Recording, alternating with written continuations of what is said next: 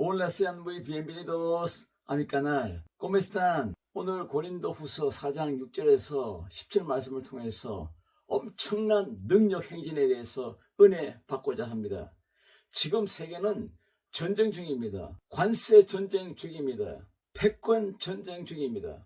오늘날 불확실성 시대에 전 세계가 경제적으로 불안합니다. 1937년 제2차 세계대전 때에 영국에서 풀러라는 군사 전략가인 풀러가 전격적 이론이라는 책을 발간합니다.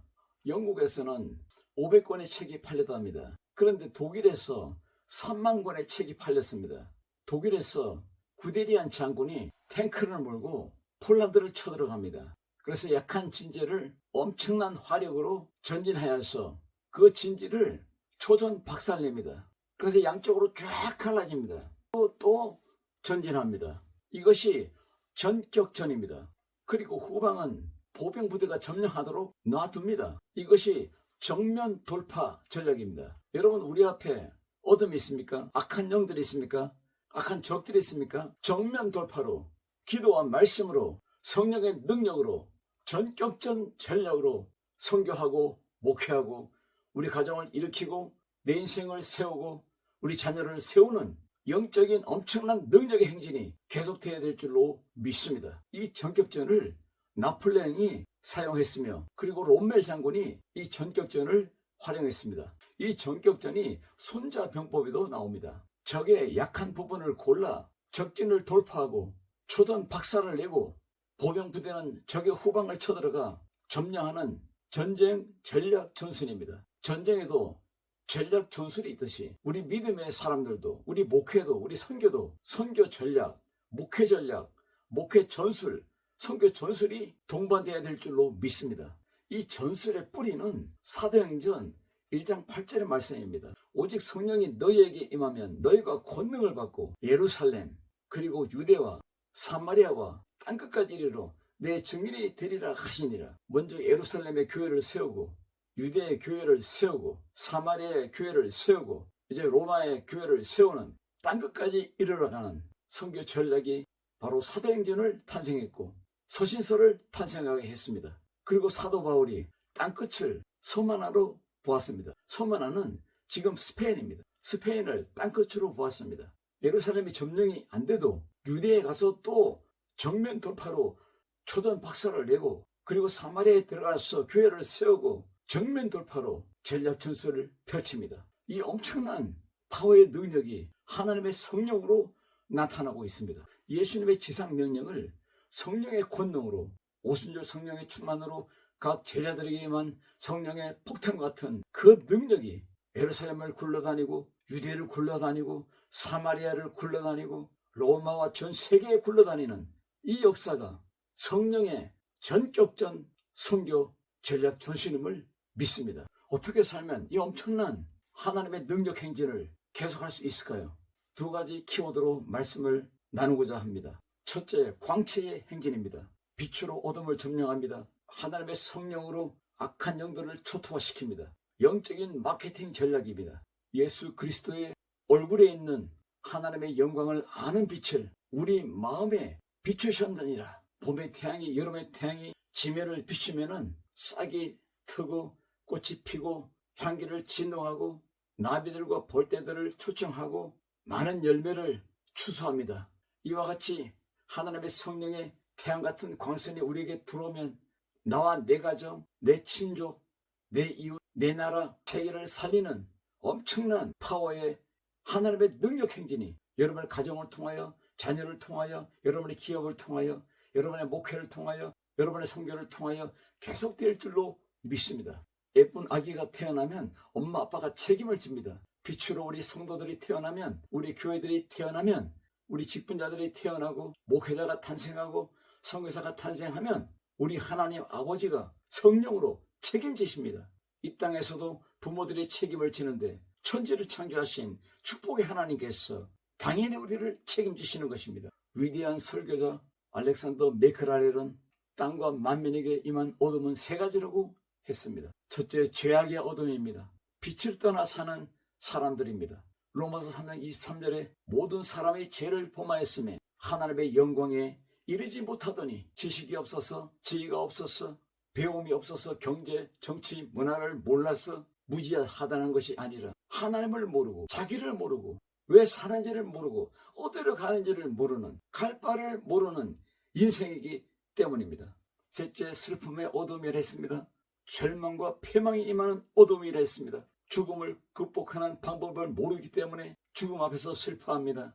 죽음 너머에 영원한 세계를 바라보지 못하기 때문에 절망하는 인생입니다. 우리에게 복음의 광채가 우리 각 심령에 임했습니다. 사도행전에 마가의 다락방에서 제자들에게 각 심령 위에 하나님의 불같은 성령, 기름 같은 성령, 바람 같은 성령이 임했습니다. 그러므로 오늘 고린도 후서에 하나님의 엄청난 능력이, 하나님의 태양보다도 빛나는 광채가 여러분의 마음속을 컨트롤 타워로 인도하고 있습니다. 우리가 사용하는 스마트폰도 배터리가 없으면 먹통이 됩니다. 그 멋진 자동차도 불이 붙지 않으면 고철이 됩니다. 괴물입니다. 하나님의 집인데 성도들이 살지 않으면 빈집입니다. 소는 임자를 알고 나귀는 구유를 알건만은 이스라엘 내 백성들은 하나님을 모른다고 했습니다. 이 캄캄한 어둠 속에서, 흑암 속에서 살고 있기 때문입니다. 빛의 속성은 저절로 빛을 비추는 것입니다. 과일나무의 속성은 절로 열매를 맺는 것입니다. 첫째로 절로 잎이 나오고 꽃이 피고 향기가 진동하고 그리고 열매를 맺는 것입니다. 주인이 가장 기뻐하는 포도 열매로, 사과 열매로, 오렌지 열매로 다 드러나는 것입니다. 이것이 빛의 속성입니다. 변화된 삶을 통해서 빛을 발하는 인생입니다. 변화된 삶을 통해서 우리 가정의 빛을 발하고 자녀들의 빛을 발하고 기업의 빛을 발하고 우리의 삶의 빛을 발하는 것입니다. 우리가 이 보배를 질그릇에 가졌으니 이미 심히 큰 능력이 내게 있고 내가 가지고 있습니다. 내가 소유합니다. 하나님을 영접하는 순간 하나님이 내 능력입니다. 하나님의 승리가 내 기적입니다. 하나님의 승리가 내 승리입니다. 하나님의 축복이 내 축복입니다. 하나님의 기적이 나의 기적이 되는 것입니다. 오늘 6절에 어두운 데 빛을 비추라고 명령하고 있습니다.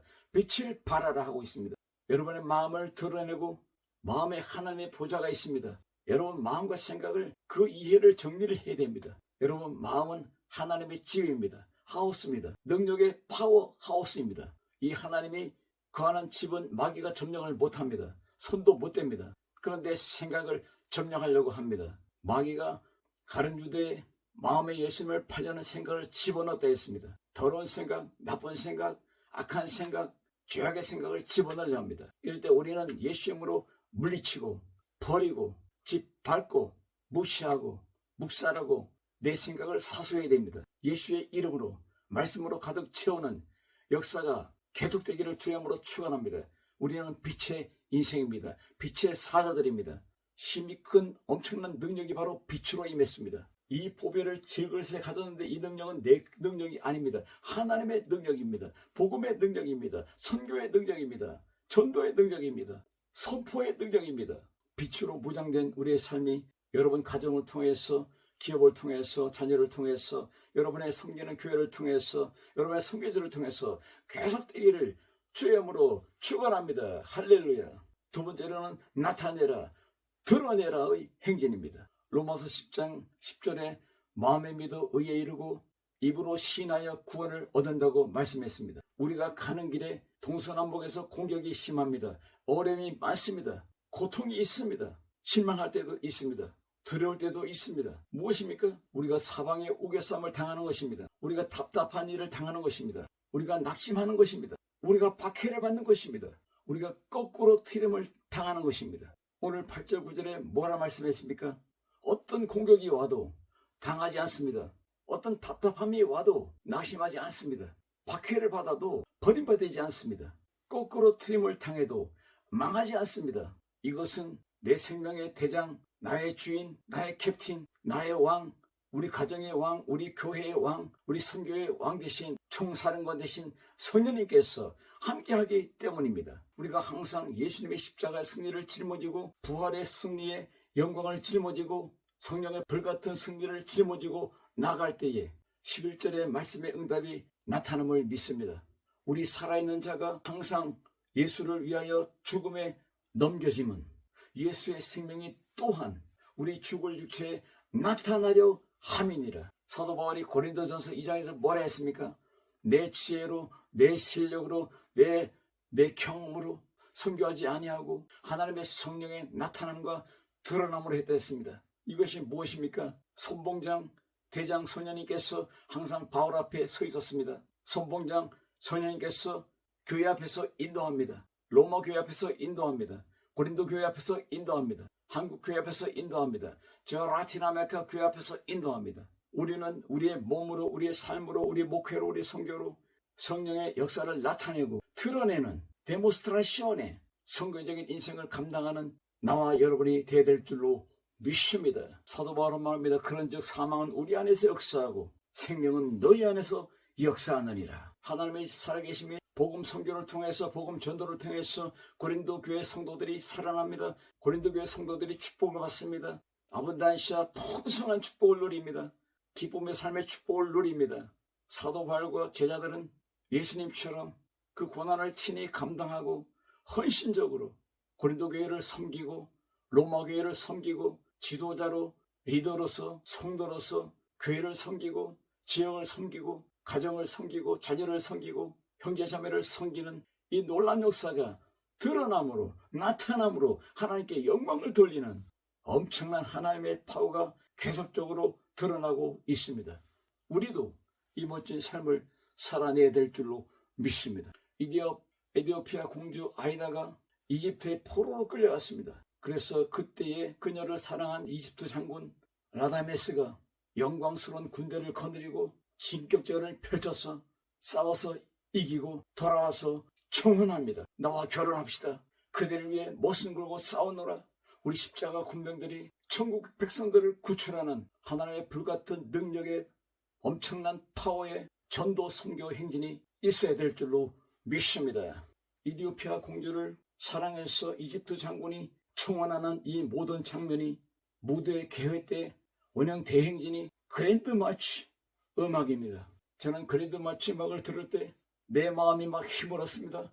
내 마음이 감동됩니다. 내 마음이 막 움직입니다. 여러분 그리스도의 사랑으로 여러분의 인생도 그랜드 마치 인생이 되기를 주의 이름으로 축원합니다. 오늘 이 말씀 안에서 우리는 빅파워 시너지 엄청난 성령의 능력으로 살아가는 가정을 일으키고 기업을 일으키고 자녀들을 세워주고 목회를 일으키고 선교제를 살리는 이 역사가 계속되기를 주의 이름으로 축원합니다. 다윗의 승리의 3대 위대성이 무엇인지 아십니까?